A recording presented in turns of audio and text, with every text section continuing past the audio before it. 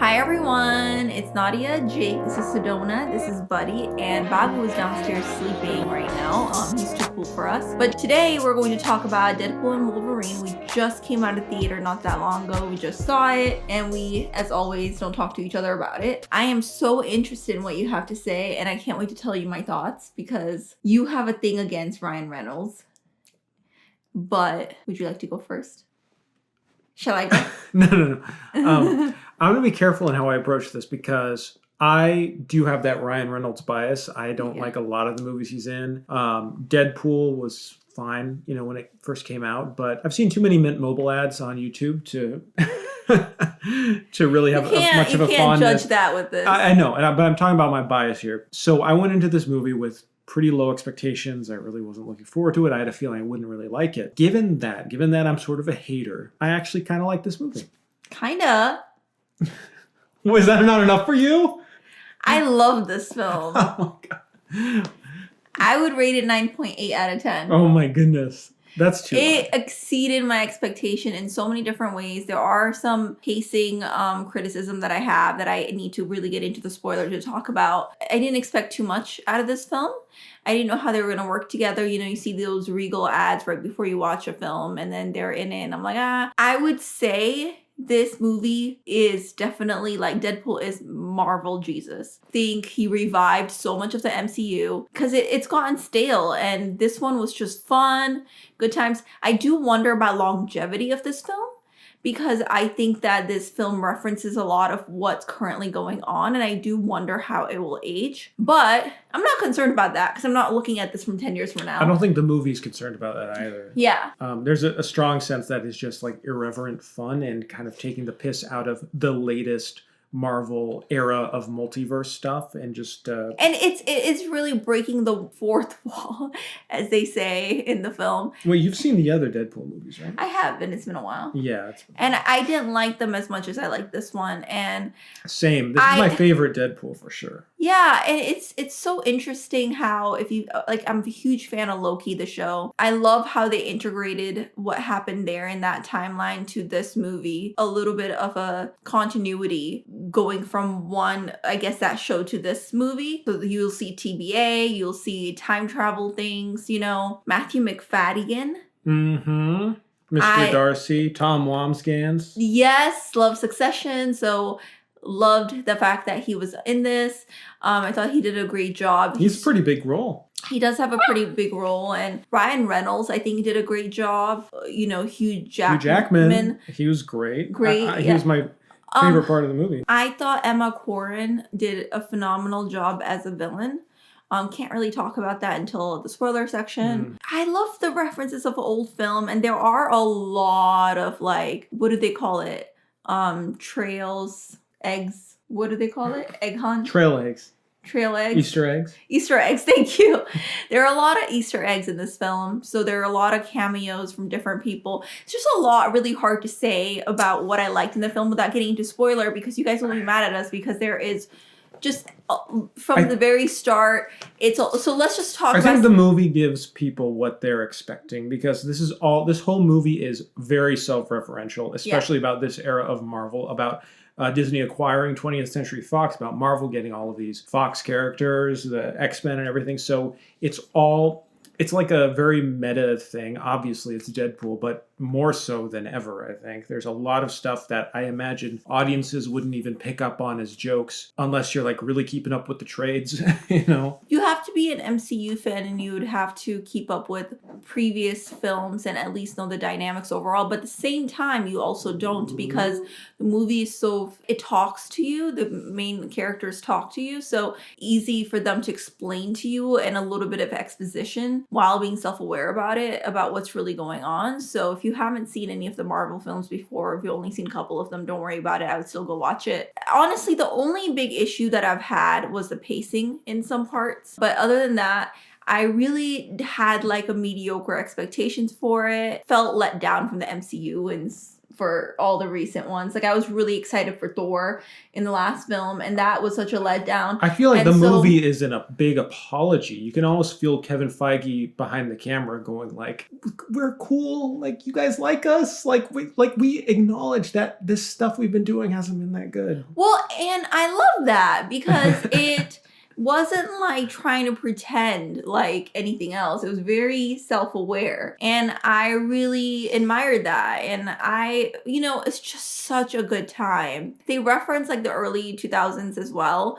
So it's a lot of nostalgia specifically. If you're for under us. 18, then you might not get every reference. But I don't think anyone's going to get every reference because this movie is a joke a minute. It's constant jokes and meta humor. It's endless. And it's just kind of throwing everything at the wall. Because of that, there's a lot of jokes that don't work. It has some highs and some lows. Some moments were like nostalgia critic skits, and other moments were like, oh, that's really clever. But a large majority of the jokes are just like, yeah, that's Deadpool. What I will say, I do really want to point this out because this is part of why I really enjoyed this movie over some of the other recent Marvel films. It had a tonal consistency, was able to balance the humor with the heart way better than other movies like Thor, Love and Thunder. It was trying to have this Deadpool over-the-top humor along with very serious story, and it didn't know how to blend that. This movie is mostly just like stupid comedy, but it has that heart, it has that weight, and I think because this movie is really drawing on a lot of the material from Logan, which is a beloved Wolverine movie. I've never seen Logan. I've seen it. I know everyone talks about loving it and how it's amazing, so I guess I should see it at some point. Wolverine, Hugh Jackman brings this dramatic weight to the movie that really makes it feel like I'm not just wasting my time, which a lot of times in these latest Marvel movies, we feel like we're just wasting time. Like none of this stuff matters, etc.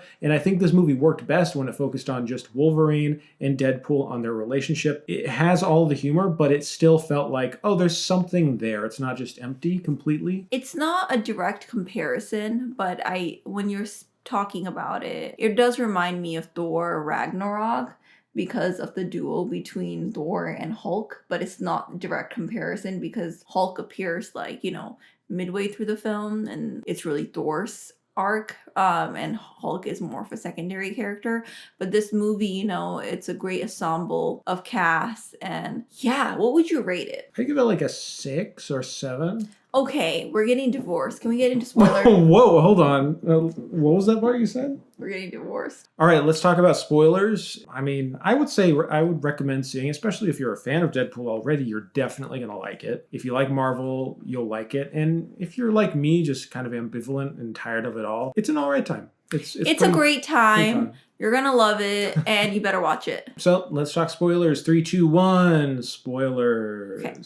So right off, you'll see that, in the Earth that Ryan Reynolds' character Deadpool, that Wolverine is dead. And I love that he uses Wolverine's corpse to just basically kill everyone else around. I think it sets a great expectation.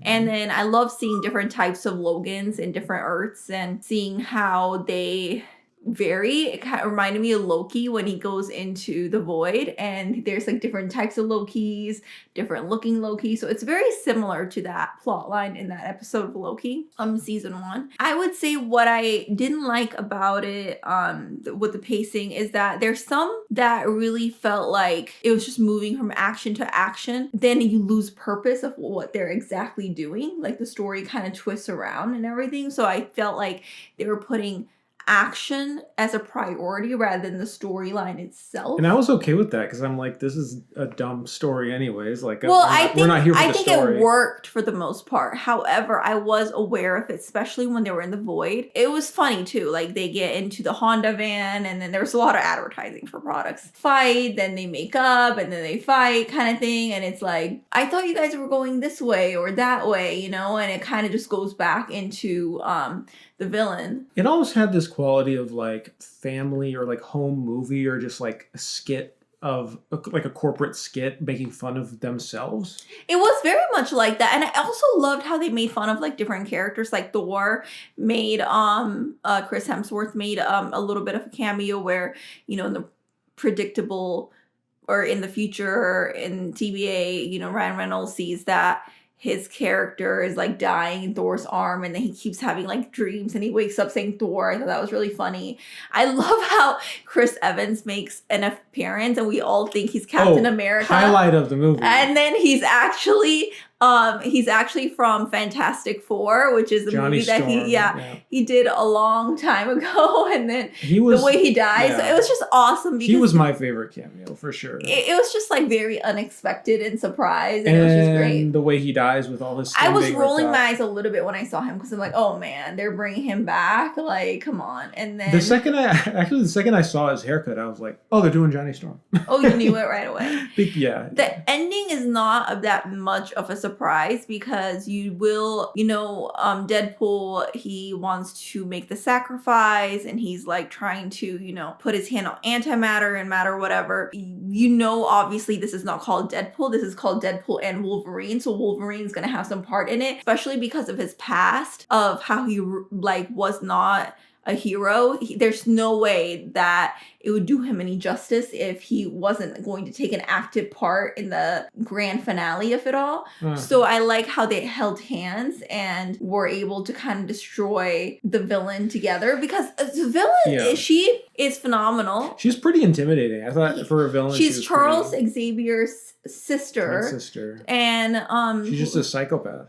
She's a psychopath Very with powerful. a little remorse here and there, but mostly she likes power over all things. And I loved her powers. It was like so weird and twisted where it's kind of like Charles's power, except she has to actually physically like touch your brain, and then it's like that was pretty cool actually. And it just goes into the theme of Deadpool, which is just gross, weird, just eccentric, but that's what I liked about this is because I felt like there was actual weirdness for the sake of like other Deadpool movies. I've felt like it was trying to be edgy just to be edgy, have it kind of this mean-spirited thing, whereas in this it felt like it was more nonstop jokes. It kind of felt like they had a big room of comedy writers come in and just punch up the script over and over and over with a bunch of throwaway lines. There's the dog Deadpool, which reminded me again of Loki in the episode where he goes to Void and there's a crocodile Loki, so that there's a dog Deadpool, and it's all really like interesting and good. I thought that I was going to see the character from Loki at the very end, season 2 finale, the head of the Timekeepers, really high up, and then she kind of wakes up in the Void with the monster, the Goliath, in the Void. Yeah, you never know what happens to that character, and you don't know what happens to that character here too. So the continuity of that is kind of a little bit missing, just because there's so much connection between Loki and this film that I wish that was a little bit more resolved, because they showed a lot of like what TVA has become, how they operate. One thing I will say, I thought the scene where they fight all the Deadpools was really, it felt like, oh, well, we need to have this scene in the movie, but it felt like they didn't know when or where to put it in the movie. So they're just like, all right, they just come here now. Well, I love that scene because the Deadpool that has like a nice face with long hair. The feminist Deadpool. I thought it was so funny that he made he talked about the proposal, like I can be self-aware, and talked about the proposal. That got the biggest laugh in the theater. It was so funny. And but then I love how the Deadpool from our Earth is jealous, and then he uses him as a shield with the idea that he's going to regenerate, and he doesn't have that ability, and then he keeps using it. They milked that joke way too long, I thought. I thought it was funny. It was pretty funny, but it just like went on a little bit. But I think that a lot of jokes in this movie go on for too long. Again, like at a certain point, you realize they're just doing like nonstop jokes that it's going to be hit and miss in the case of any movie like that that's trying to just have a lot of jokes. So. That is true. It does feel like sometimes they're just trying to throw everything at you. Because even if something doesn't work, there's a joke right after that will work. But I thought overall it was really well done, and most of it worked. The ones that didn't, because everything is so quick and the beats are so fast, it didn't bother me. Fun music from the 2000s that a lot of it I haven't heard for a very long time. A few too many like ironic, funny needle drops, but for the most part it worked. I loved the action. I loved the fight scenes between Deadpool and Wolverine. Those were very fun to watch, especially the one in the minivan. That was fun. Yes, that was fun. Even though I was just like, what is happening with the pacing of it? At one point I was worried if I was going to get tired of Deadpool and Wolverine just fighting each other all the time, but I never did. I mean, it felt like a movie that they're going like, this is for the nerds. This is just like it's so dumb. A lot of times in the film you'll see like, okay, this is what the audience, like, it's build up and this is what the audience have been waiting for. So we're gonna like show this one time and then be done, and it's gonna like escalate, it's gonna resolve, and then no, not with this one. It kind of keeps going, and it actually works in the whole Deadpool universe and now Deadpool and Wolverine universe. And I also liked how Deadpool was talking to the audience and he says that, you know, they're gonna make Hugh Jackman like work until he's 90. Yeah. I thought all of that was funny. I like how we saw his abs, Hugh Jackman's abs at the very end, how it was all covered up and it wasn't like essentially, usually like when you see like Thor, it's like the first thing you see, and then it's so much about the body as when it comes to the heroship of it all. And I like that it was the end, kind of like a little bit of cherry on the top. I also like that they both became friends and they kind of hung out and with a big group of friends. And I liked I made an educated wish. Yeah. line. Yeah, it was everything was very funny. I don't really have anything else to say. I just really recommend that you watch it. I think there's a lot of ways that this movie could have gone wrong. Yeah. And could have been more like, it would have been more like, oh, they're just overly trying to please the fan. Yeah. But the way that it was done, I thought it was really good. You know, and for genius. me, it was entertaining. You know, we were both super sleep deprived going into this movie, and it was entertaining and fun. Most big budget movies lately just have not been bringing that. So no, and I would have hate to review this and say we fell asleep. I like Twisters more though. Oh, no way. This is way better than Twisters. I mean, I really like this film. I like Twisters a lot more. Well, let us know what you think. That sigh was like divorce papers coming. Thanks for watching, everyone, and we will talk to you soon. All right, I'll talk to you soon. Bye. Bye.